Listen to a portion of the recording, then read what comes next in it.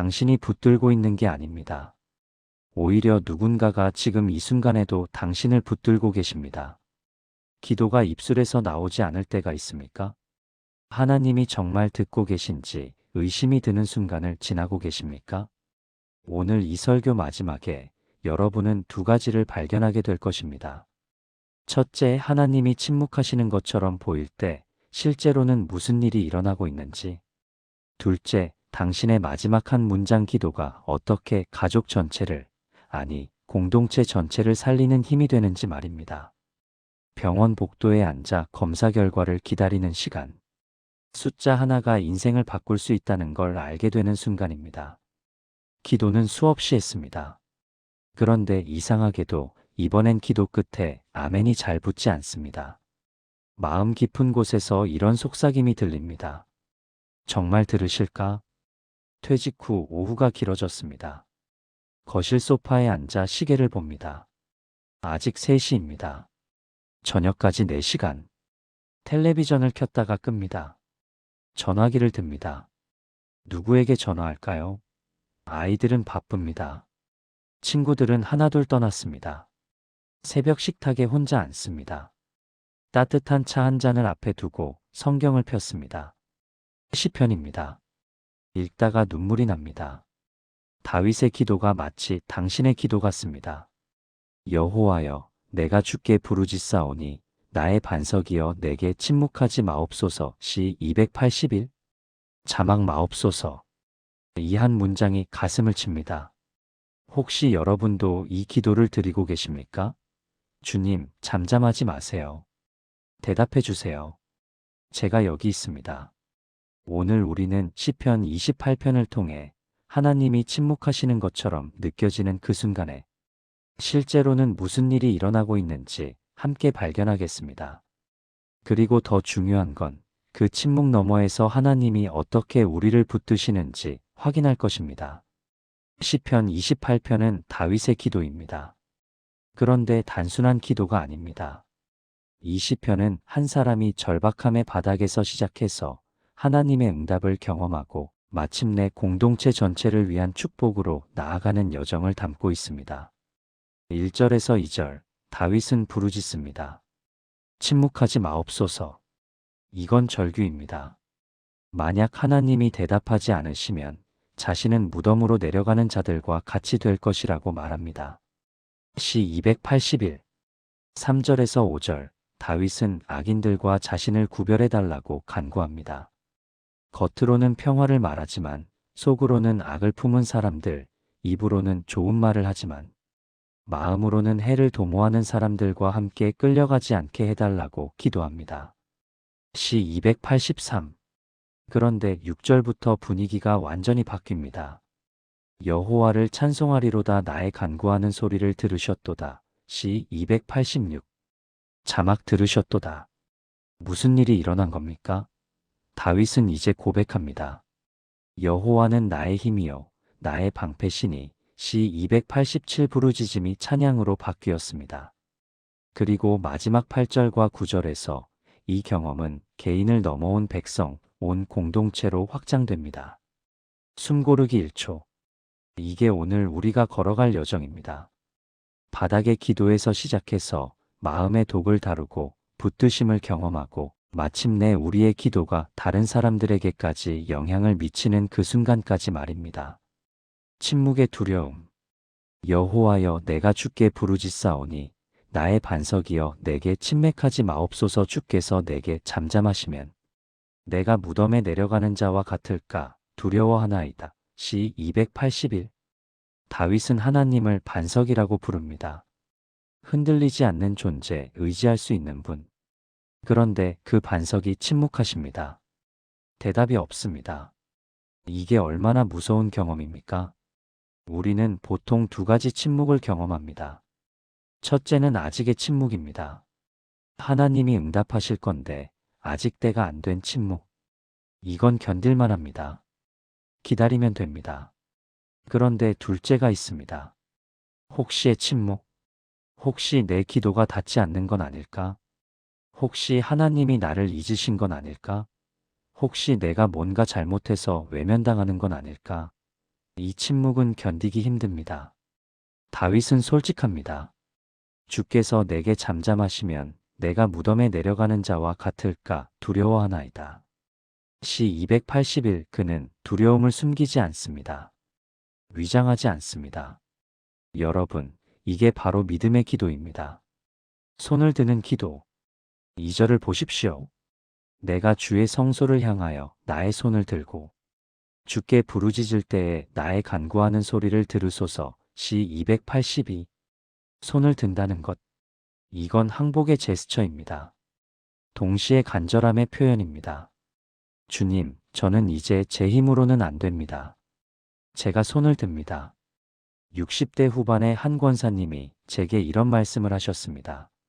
목사님, 젊었을 때는 기도 목록이 길었어요.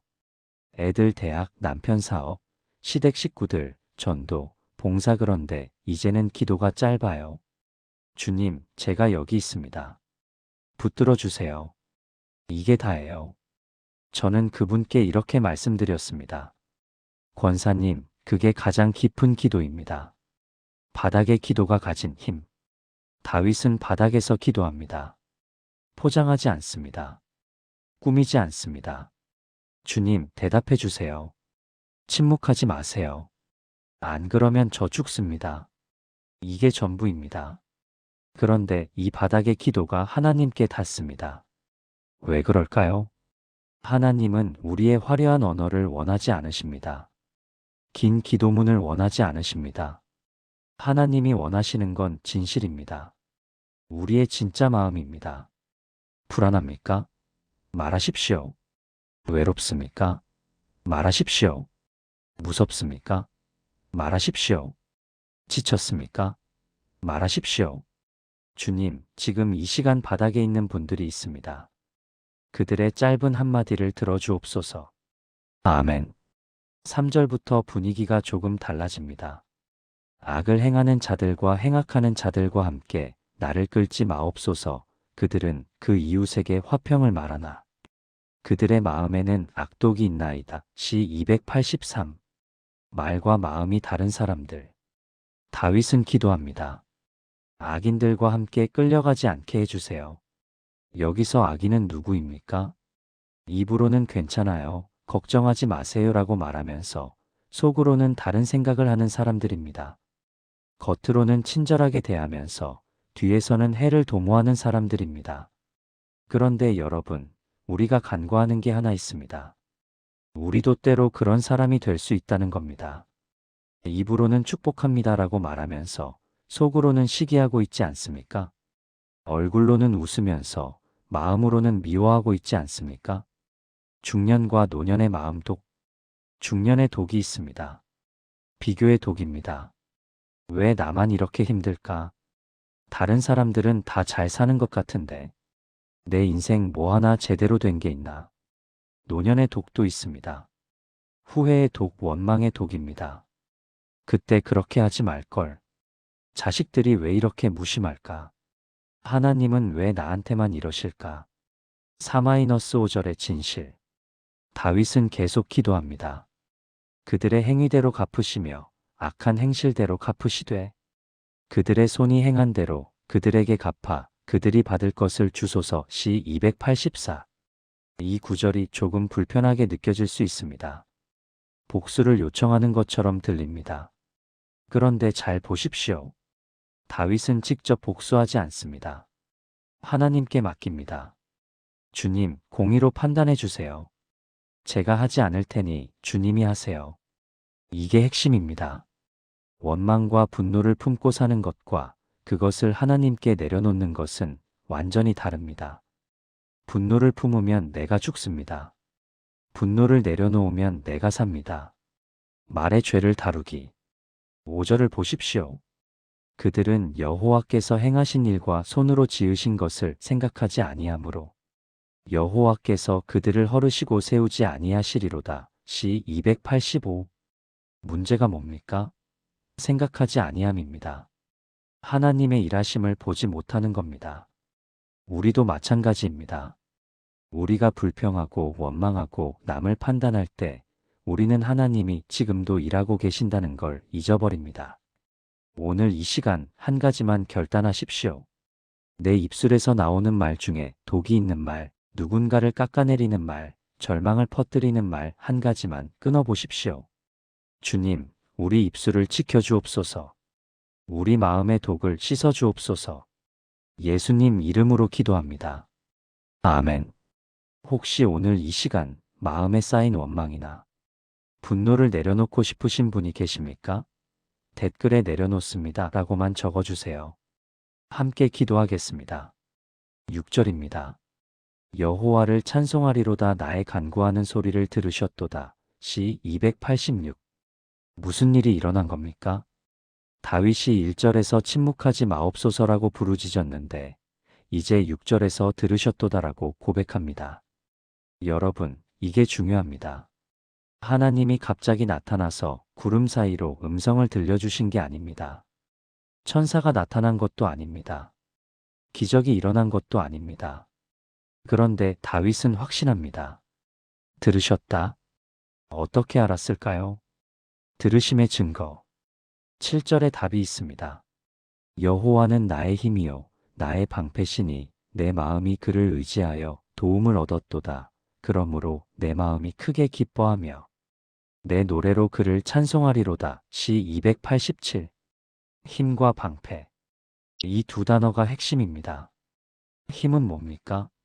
앞으로 나아갈 수 있는 능력입니다. 방패는 뭡니까? 나를 지켜주시는 보호입니다. 다윗은 상황이 바뀌지 않았는데도 이미 힘을 얻었습니다. 문제가 사라지지 않았는데도 이미 보호받고 있다고 고백합니다. 붙드시는 순간의 실체. 여러분, 하나님이 우리를 붙드시는 순간은 언제입니까? 문제가 해결될 때가 아닙니다. 기적이 일어날 때가 아닙니다. 하나님이 우리를 붙드시는 순간은 우리가 주님, 제가 더는 못 갑니다라고 고백할 때입니다. 그 순간 하나님의 힘이 우리 안에 들어옵니다. 제가 목회하면서 수없이 본 장면이 있습니다. 암 선고를 받은 성도가 치료받으면서도 평안해하는 모습. 배우자를 떠나보낸 권사님이 눈물 흘리면서도 예배 나오는 모습. 경제적으로 어려운 집사님이 여전히 11조 드리며 감사하는 모습. 이게 뭡니까? 이게 바로 방패입니다. 상황은 여전히 힘듭니다. 고통은 여전히 있습니다. 그런데 그 안에서 무너지지 않습니다. 왜 그럴까요? 하나님이 방패가 되어주시기 때문입니다. 마음이 의지한다는 것. 7절 중반부입니다. 내 마음이 그를 의지하여 도움을 얻었도다. 의지한다는 말, 히브리어로 바타흐입니다. 이 단어의 뜻은 안전하게 기대다, 몸을 맡기다입니다. 아이가 아버지 품에 안기듯이, 환자가 의사에게 자신을 맡기듯이 우리가 하나님께 우리 전부를 내맡기는 겁니다. 여러분은 지금 무엇을 붙들고 계십니까? 건강입니까? 건강은 우리를 배신합니다. 경제입니까? 돈은 우리를 지켜주지 못합니다. 자녀입니까? 자녀도 자기 인생을 살아야 합니다. 친구입니까? 친구도 떠날 수 있습니다. 그런데 하나님은 다릅니다. 하나님은 어제나 오늘이나 영원토록 동일하신 분입니다. 히 138 하나님은 떠나지 않으십니다. 포기하지 않으십니다. 노래가 나오는 이유. 7절 마지막입니다. 그러므로 내 마음이 크게 기뻐하며 내 노래로 그를 찬송하리로다. 다윗은 노래합니다. 찬송합니다. 문제가 해결돼서가 아닙니다. 하나님을 발견했기 때문입니다. 80대 할머니 한 분이 계십니다. 혼자 사십니다. 자녀들은 멀리 있습니다. 무릎도 아프고 허리도 아픕니다. 그런데 이분이 새벽 기도에 빠지지 않습니다. 왜 나오시냐고 여쭤봤습니다. 목사님, 찬송가를 부르면 힘이 나요. 내 주를 가까이를 부르면 정말 주님이 가까이 계신 것 같아요. 여러분, 찬송할 수 있다는 것, 이게 은혜입니다. 노래가 나온다는 것, 이게 하나님이 우리를 붙들고 계신다는 증거입니다. 개인에서 공동체로. 이제 8절과 9절입니다. 여호와는 그들의 힘이시요 그의 기름 부음 받은 자의 구원의 요새이시로다. 주의 백성을 구원하시고 주의 기업에 복을 주시며 또 그들의 목자가 되사 영원토록 그들을 인도하소서. 시 288-9. 다윗의 기도가 확장됩니다. 나에서 시작했는데 이제 그들, 주의 백성, 주의 기업으로 넓어집니다. 이게 성숙한 기도입니다. 노년의 기도가 가진 힘. 여러분, 특별히 노년의 성도님들께 말씀드립니다. 당신의 기도를 과소평가하지 마십시오. 당신이 새벽에 무릎 꿇고 자녀를 위해, 손자 손녀를 위해, 교회를 위해 드리는 그 기도가 얼마나 강력한지 아십니까? 성경에 나오는 가장 아름다운 이야기 중 하나가 한나의 기도입니다. 삼상 1장 한나는 자식이 없어서 마음이 괴로웠습니다. 성전에 가서 통곡하며 기도했습니다.